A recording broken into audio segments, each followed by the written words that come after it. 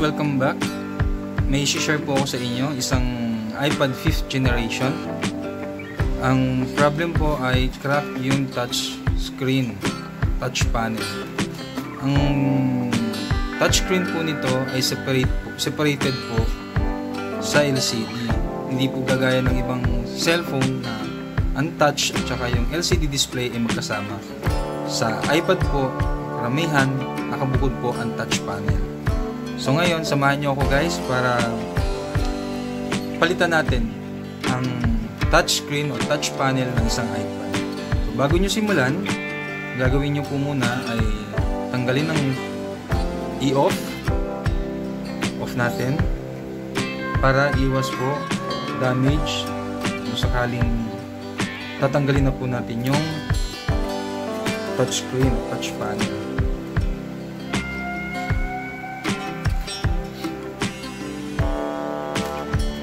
So yun guys, napansin nyo, kahit basag na yung touch panel niya o touch screen, responsive pa rin naman po.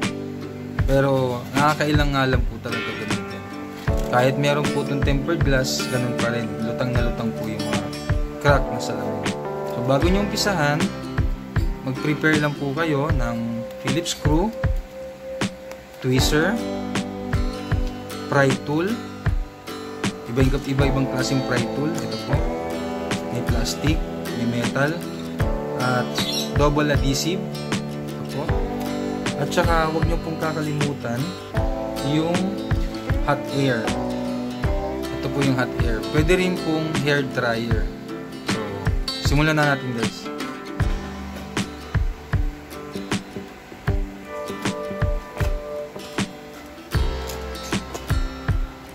Una guys, kung sakaling gusto nyo matutong gumawa ng cellphone, lagi nyo pong iingatan na meron po kayong panapin dito po sa gadget para hindi po natin magagasgasan itong ilalim. Para kahit papaano po, wala po tayong, hindi tayo masisita ng may-ari na na-damage yung cellphone nila o tablet nila dahil nagkaroon ng mga gasgas sa ilalim. Kasi may mga may-ari po ng gadget na medyo maselan po pagdating sa gamit nila. So, ingat-ingat lang po. So, unang step, initin po natin yung lahat ng kanto para lumambot po yung mga pandikit. Pero huwag nyo pong sosobrahan. Baka naman po yung LCD ang masira. Alalay lang din po sa pag-init.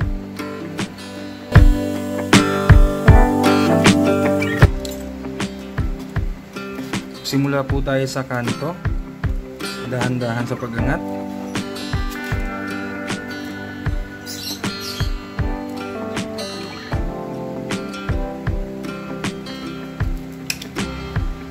Pag naisiksik nyo na po itong pry tool, pwede nyo pong dagdagan itong plastic.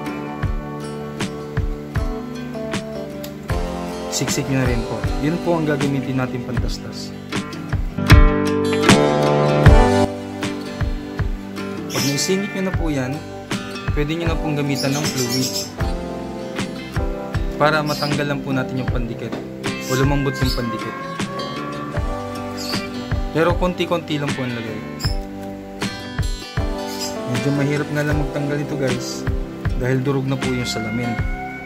Kaya konting pasensya.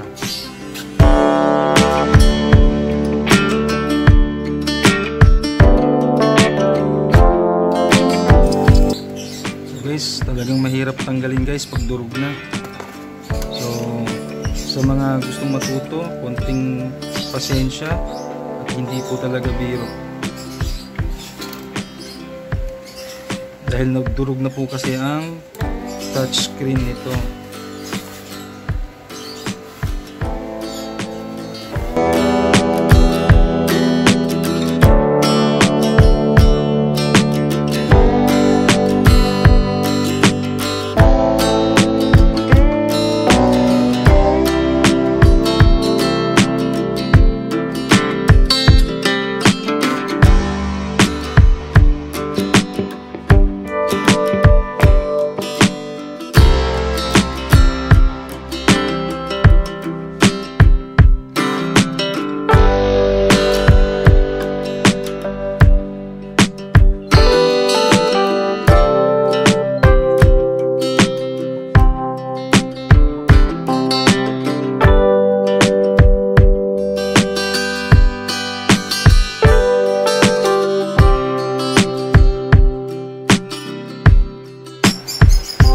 So yun guys, natanggal na natin yung touch. Ang isusunod naman natin tanggalin guys ay yung 4 na tornilyo dito sa kantuhan. May 4 na tornilyo po yan dito tsaka dito. So tatanggalin na po natin.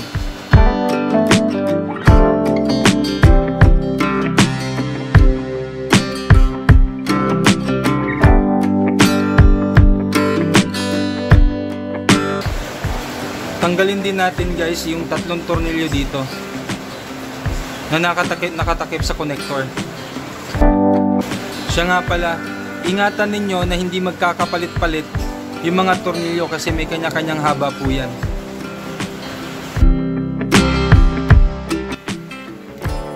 So dahil natanggalan natin yung tornilyo dito guys, siksikan natin ng hard plastic para matanggal yung connection ng battery. Bago natin guys iangat yung LCD para hindi ma-damage. So ngayon may nakasiksik na, try natin i-on kung wala ng power.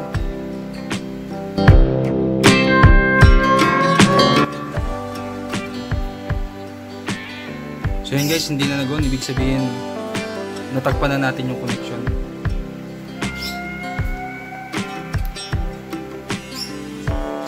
So yun guys, natanggalan natin yung LCD. Tabi muna natin para malinisan. Tatanggalin din natin itong isang lumang touchscreen o touch panel.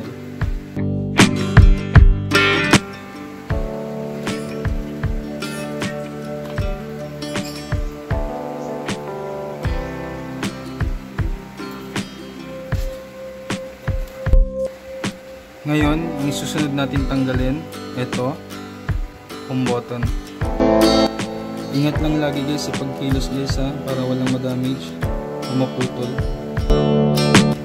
Isusung ko ng konti guys para makita nyo. So bali ito yung tinanggal natin guys, yung home button na flex. Ito po yun. Meron po yung lock dito, nakatupi. Ganyan po kanina, balik ko po. Yan. Yung kulay itim na po itong banda rito sa tinuturo ko, iaangat nyo lang po ito.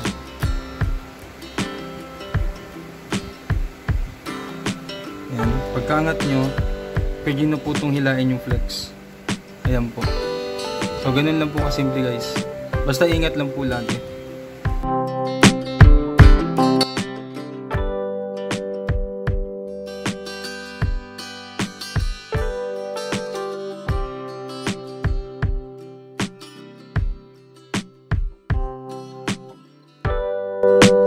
Tapos guys, linisin natin. Tanggalin natin yung mga nadurog na glass, yung mga natitira.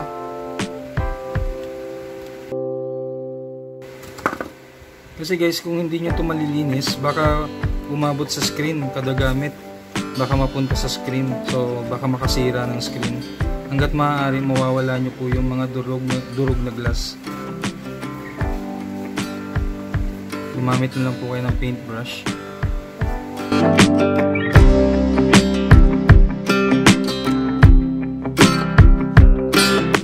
Ang next step natin gagawin guys, linisin natin yung mga natirang pandikit. Kasi pag hindi po natin natanggal yan, aangat po yung salamin.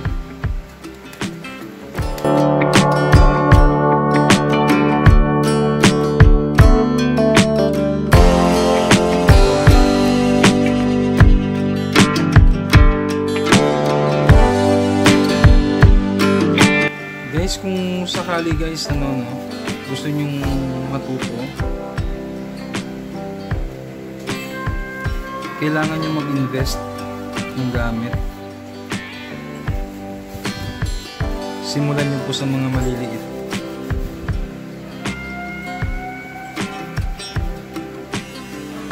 Dahil kami po nagsimula sa wala, tester lang, Phillips screw, pang-angat ng LCD, ganun lang po sa umpisa hanggang sa makumpleto po ninyo. Hindi pa naman po kami ganun kakumpleto, pero kahit pa paano may magagamit, lalo na pag nagpapalit ng IC.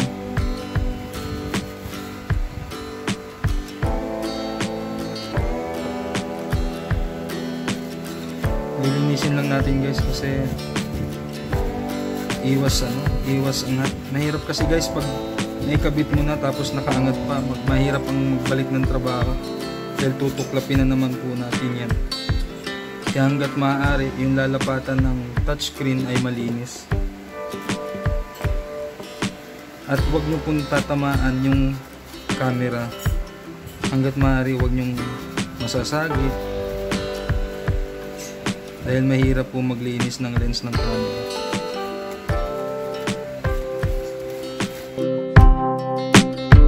So yun guys, malinis na. Double check na lang natin guys yung mga debris na naiiwan. Double check natin guys, baka may naiiwan pang pandikit. Ayan po, malinis na. So ready na tayong ibalik yung touch panel, touch screen. Yun guys, nalinis na natin lahat. Ang gagawin na lang natin guys, doon sa pinagtanggalan ng lumang touch panel, meron pong nakadikit dito na ito po yung sa camera. Tatanggalin lang natin to dito, tutuklapin lang natin to dito. Ayan, nakalagay dyan, tuklapin lang natin. Tapos ilagay natin dito sa may camera. Ayan, ipwesto na natin. Pagkatapos nyan, kung sakaling kayo mismo gumagawa na ng phone, huwag nyo nang itapon to. Ito. Kasi meron pa po kayong mapapakinabangan dyan. Gaya nitong home button. Mapapakinabangan nyo yan. Tapos itong mga plastic dito, mapapakinabangan nyo rin yan. In case na yung nagpagawa wala na po yung mga plastic cover na yan. Dito naman guys sa touch panel, ito yung bago. Pag na-receive nyo yung item, huwag nyo nang hawakan tong nasa loob. Okay lang hawakan natin yung sa ibabaw. Pero ito nasa loob, hanggat maaari, iwas na lang po na mahawakan.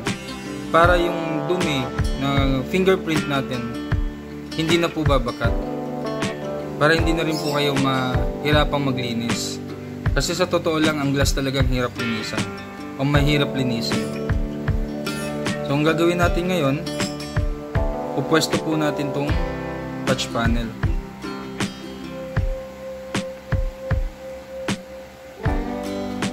Meron po itong mga pandikit dito guys ha. Pag naikabit nyo na, tatanggalin nyo itong plastic na to. Itong mga plastic nyo paikot. Yun na po yung magiging adhesive niya. So ito po mga sticker dito. So prepare ko lang guys para may salpak na po natin itong touch panel.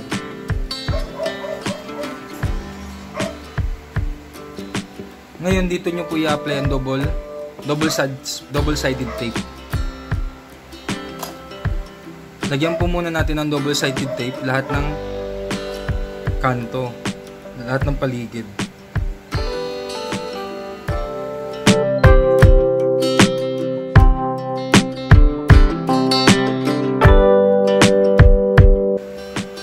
Pwesto natin tong panel, touch panel.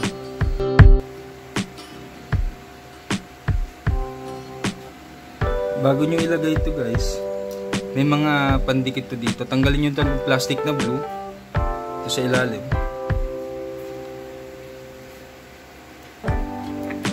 Ingat lang para hindi mapunit.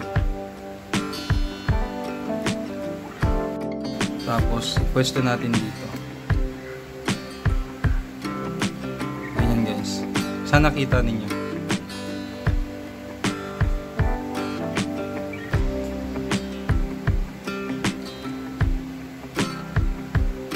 Bago natin to ilagay. Tapos pag inilagay nyo to, tandaan nyo lang kung paano nyo tinanggal. Yung kulay gold, ito yung gold, yung ngipin, pinaka-pin, sabi yung camera. Ito. Pag inilagay nyo sa board, dapat nakadapa.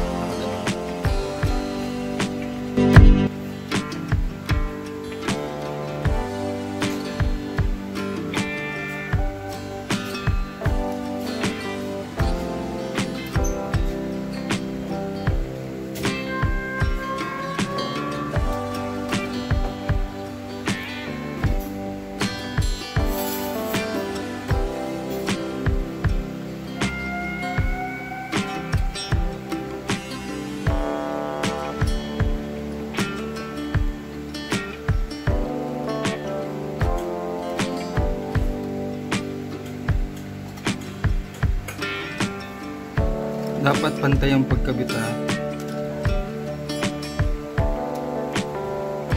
At nakasiksik ng maayos. Bago nyo itulak tong plastic na to, yung kulay itim, papunta dito. Papunta dito. Ayan. So dahil nakalapat na, lalagyan naman natin ngayon itong dalawa.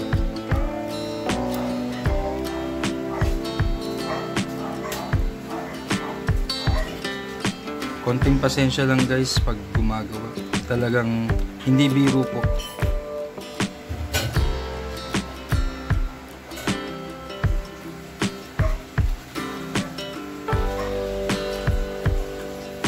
Kaya minsan nagtataka yung mga customer bakit daw po mahal ang singil ng mga cellphone tech.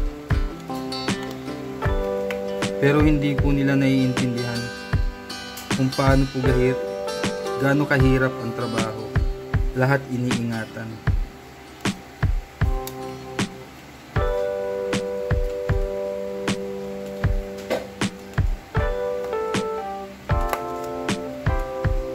Yan po.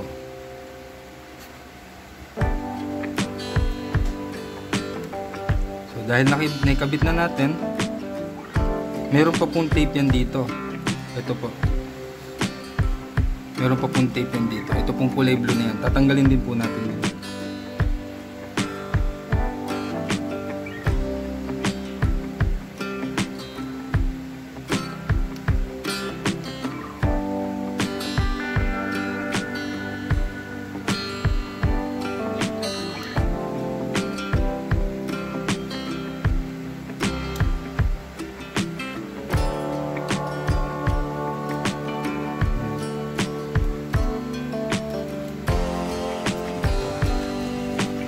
Ngayon, ipwesto na natin lahat.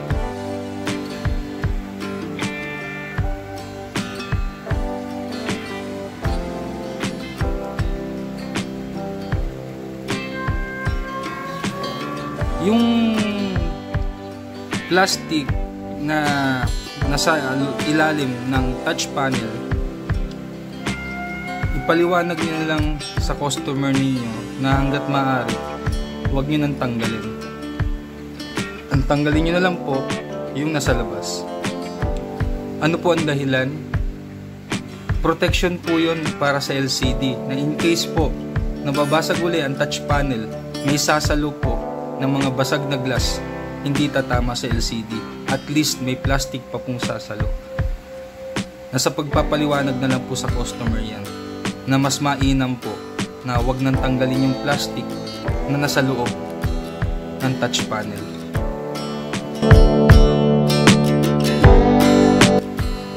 Sa LCD naman tayo guys. LCD, kunyari po nahawakan nyo, hindi nyo maiwasang nahawakan, punasan po ninyo ng tissue dahil yung thumb mark po dyan mapapansin. Kung yung thumb mark ay hindi matanggal ng tissue, gamitan po ninyo ng fluid na madalas na ginagamit namin, yung lighter fluid.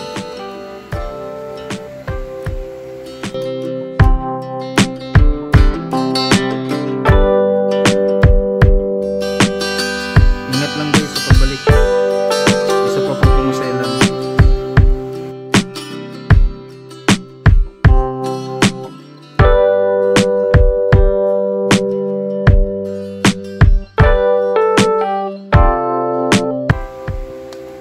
Mararamdaman nyo naman na lumapat na yan eh.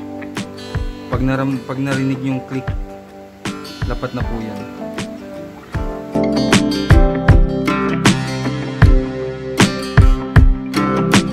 So ngayon, babalik natin ang mga tornilyo.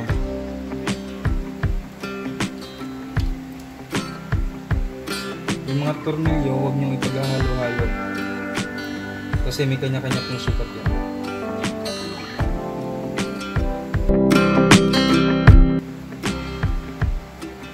So dahil naibalik na natin lahat ng mga bolt,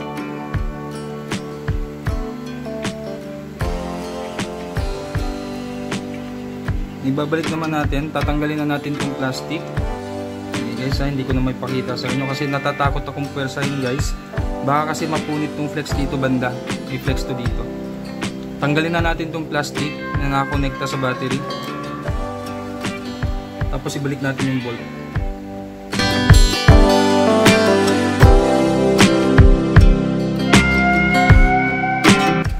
So yan, ilapat na.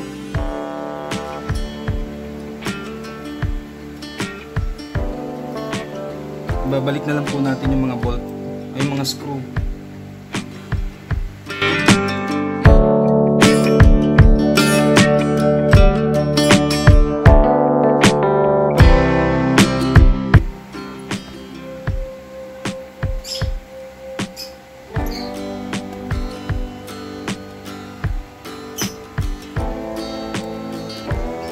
So yun guys, tapos na. Double check yung alikabok. Tapos tanggalin na natin itong mga papel sa double-sided tape.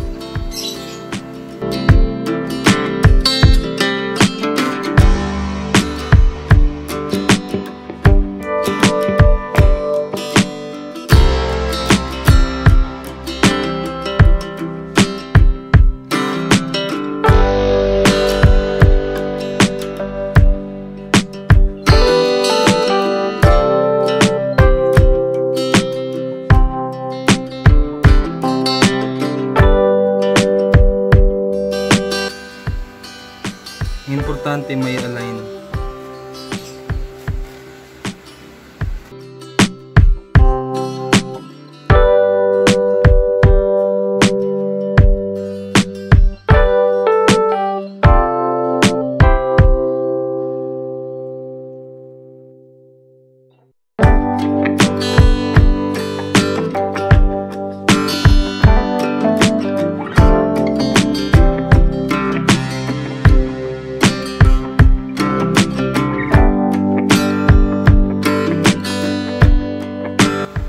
Idikit natin to guys, nakalimutan ko.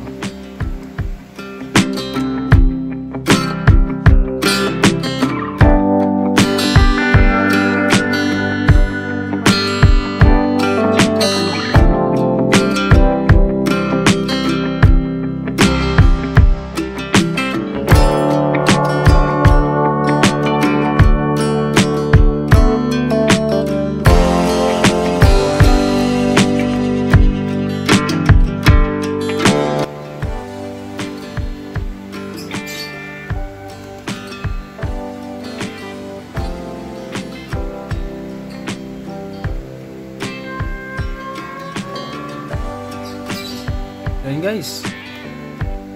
So okay na po yung pinalitan natin ng touch screen. Okay na po ito. Nag-on na rin at nata-touch. Yun ang importante. Try natin yung camera. Yan po, yung camera sa likod. Good. Switch natin sa harap. So good pa rin yung sa harap. So yun guys,